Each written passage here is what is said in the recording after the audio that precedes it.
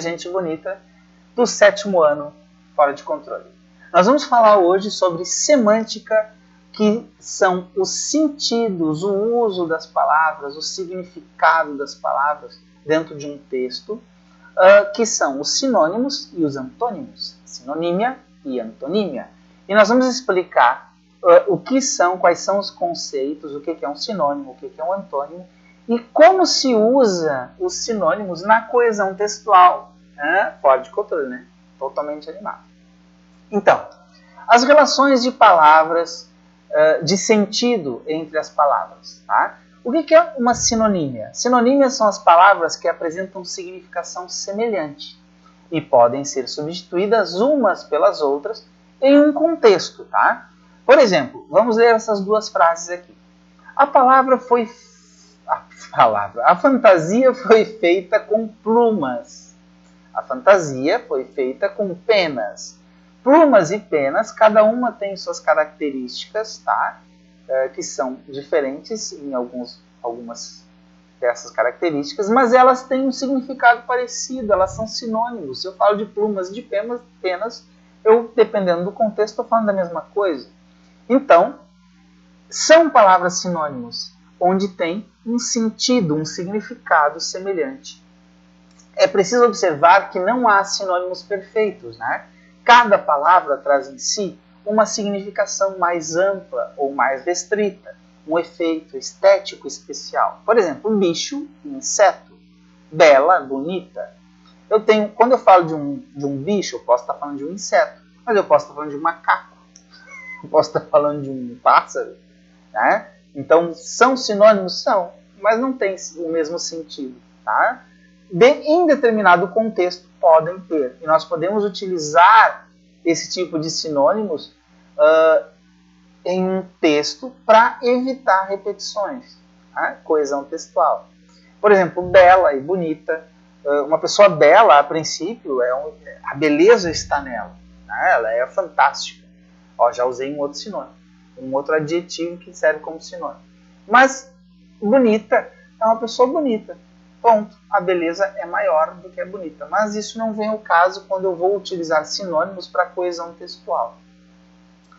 E o que são antônimos? Né? A antonímia. São palavras que apresentam oposição de sentido. Oposição. Por exemplo, feio, bonito, antigo, novo, legal, ilegal, né? Inteligente, não inteligente, burro, quadrúpede, essas coisas assim. Então eu tenho aqui elementos onde eu apresento exatamente o contrário. Bonito e feio, antigo e novo, legal e ilegal. Isso são antônimos, palavras que têm o sentido oposto, tá? Que apresentam a oposição semântica. E isso a gente pode utilizar também dentro de um texto para deixar o texto mais bonito. Coesão, relações de significados. Um texto é uma organizada rede de sentidos e palavras que estão relacionadas umas às outras por sua função na estrutura do texto e também por seus significados. Tá? Uma das formas de se garantir a unidade temática e a coesão de um texto é substituir uma palavra por outra de sentido semelhante, que é o uso de sinônimos, a sinonímia, tá? Naquele contexto, naquele determinado contexto. Isso pode ser feito com o uso de sinônimos e hiperônimos. Meu Deus, professor, agora a gente já está aprendendo sinônimos e eu venho com hiperônimo. O que são hiperônimos?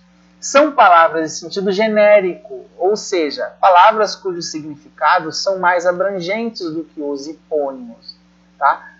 Fazendo uma comparação com a biologia, podemos dizer que os hiperônimos seriam os gêneros, isto é, palavras que apresentam características comuns.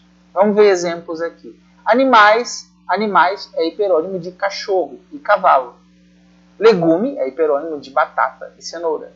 Galáxia é hiperônimo de estrelas e planetas. Então, o uso de hiperônimos e de sinônimos facilita a coesão textual. Você evita repetições e deixa o teu texto mais rico, mais amplo, inclusive possibilitando uma interpretação mais rica daquele leitor, né? Ele pode viajar no texto, imaginando coisas maiores até do que você escreveu.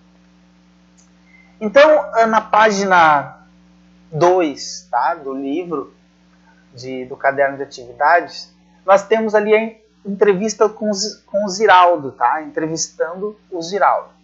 Então, esbanjando simpatia, disposição, entusiasmo, informalidade e senso de humor, Ziraldo conversou com a Crescer, que é uma revista, sobre sua história na literatura e sobre o momento profissional que está vivendo.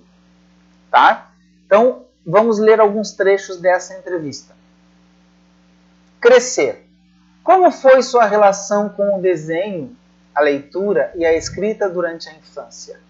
Ziraldo. Desde pequeno, sempre tive uma relação muito forte com o desenho. Em minhas lembranças mais antigas, eu me vejo sempre desenhando. E ainda criança imaginava que a vida adulta iria desenhar, pintar, trabalhar com algo nessa linha. Na medida em que fui crescendo, conheci as histórias em quadrinhos e me apaixonei pelo gênero. Isso fez com que meu desenho passasse a ser narrativo, revelando-se em quadrinhos, charges e cartoons. Essas linguagens sempre me encantaram. A Crescer pergunta de novo. 11 anos depois de Flicts, você lançou O Menino Maluquinho. Com cerca de 100 edições já publicadas, o livro teve mais de 3 milhões e meio de exemplares vendidos e foi traduzido para diversos idiomas. Na sua opinião, o que torna O Menino Maluquinho tão fascinante? Ziraldo.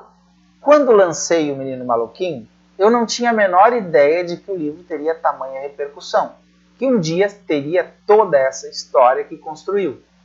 Acredito que o Maluquinho teve tamanho alcance nesses anos todos por despertar identificação nos leitores.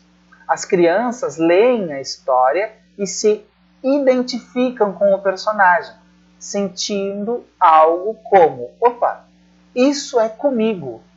Eu sei o que ele está sentindo. Isso é o que eu sinto.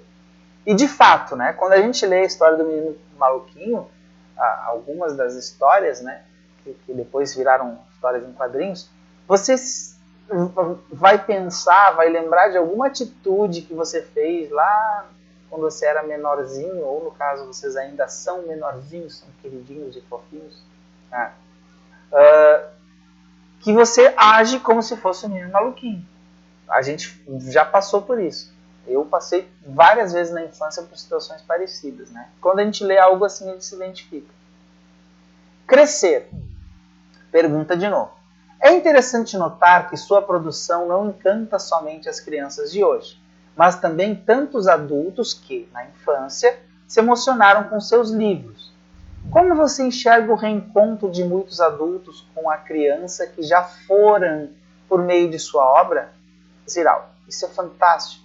Já vi realmente muita gente interessante que, quando encontra o autor do livro da infância, se emociona, se comove. Percebo que quando um autor conquista uma geração, ele vive eternamente no coração dessas pessoas. É impressionante. A pessoa te abraça, fica tocada com o encontro. Neste ano, inclusive, estive diante do primeiro avô que leu O Menino Maluquinho e veio falar comigo, acompanhado do neto. Ele trazia o livro de sua infância para eu autografar para o neto. É maravilhoso participar dessas histórias. E eu tenho falado constantemente, sempre que a gente lê alguma coisa, da importância da leitura, da importância de conviver com isso.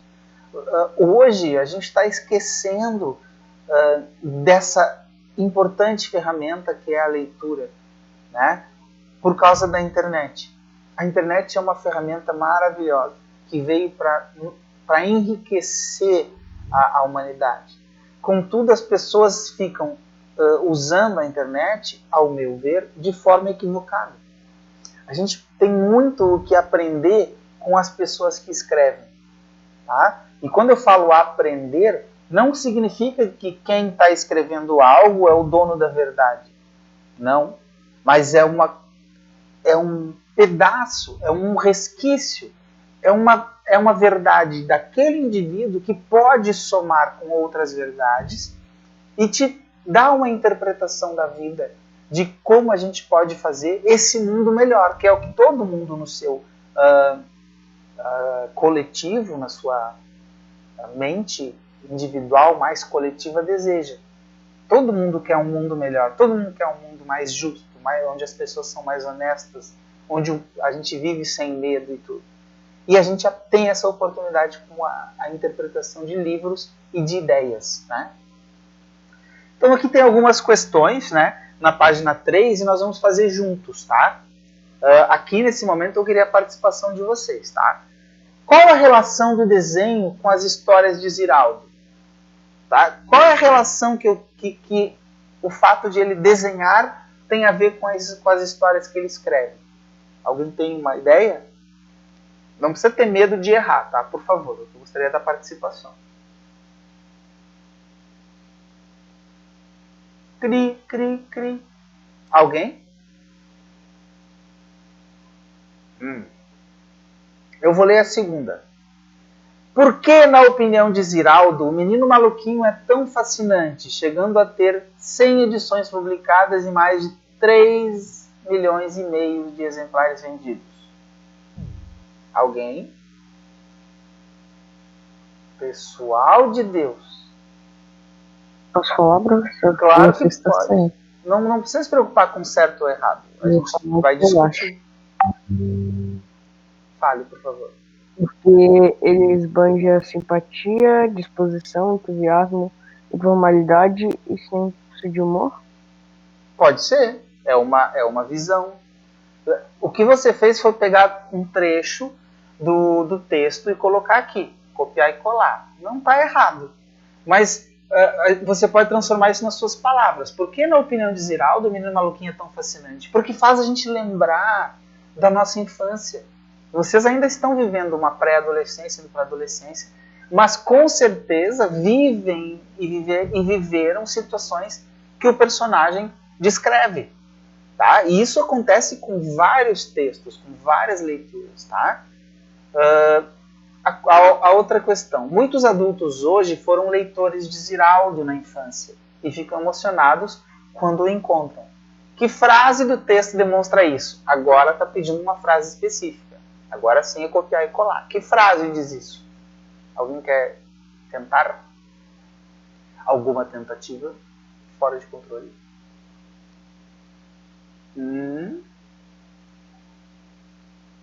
Não? Então vamos ver as respostas aqui. Respostas. A primeira pergunta. Qual a relação do desenho com a história de Ziraldo?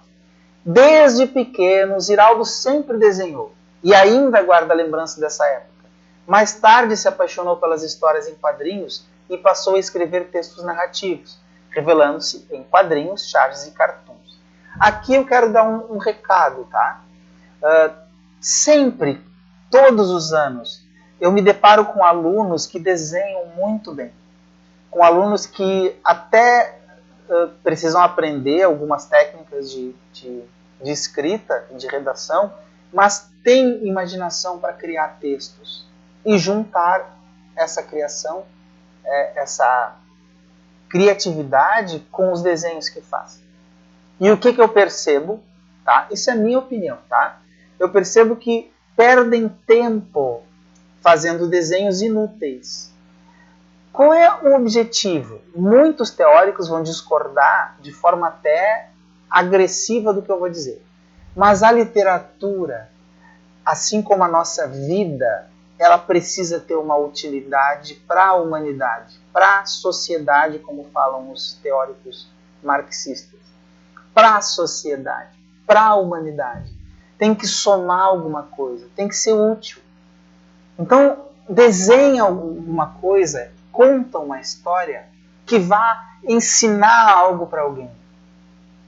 Mas eu não tenho nada para ensinar. Tem. Quantas coisas você fez na sua vida que deram errado e que você, se pudesse, evitaria? Né? toda a oportunidade, de toda a situação é oportunidade de aprendizado. Mas muitas pessoas que podem ler essas experiências podem aprender com a leitura, não precisando sofrer as consequências de determinadas coisas. Isso é importante. E eu vejo muitos alunos todos esses anos que eu dou aula, perdendo a sua utilidade enquanto indivíduo que faz parte de uma sociedade, de uma humanidade inteira, né? Depois, a segunda pergunta. Por que, na opinião de Ziraldo, o Menino Maluquinho é tão fascinante? Para Ziraldo, que faz sua obra ser tão fascinante, é o fato de ela despertar a identificação dos leitores. Né? Por quê? Porque eles se imaginam no lugar do personagem, lá na sua historinha, na sua vivência. Né? E depois a outra pergunta, que frase do texto demonstra, né, que os autores, que os adultos hoje se emocionam, né, com o Ziraldo? E aí eu não coloquei a frase. Qual é a frase? A pessoa te abraça, fica tocada com o encontro. Né? Ou a outra, ele trazia o livro de sua infância para eu autografar para o neto. Essa frase, ele trazia o livro de sua infância para autografar para o neto, responde muito bem essa pergunta. Ok? Então, nós vamos dar sequência com outras leituras. Beleza?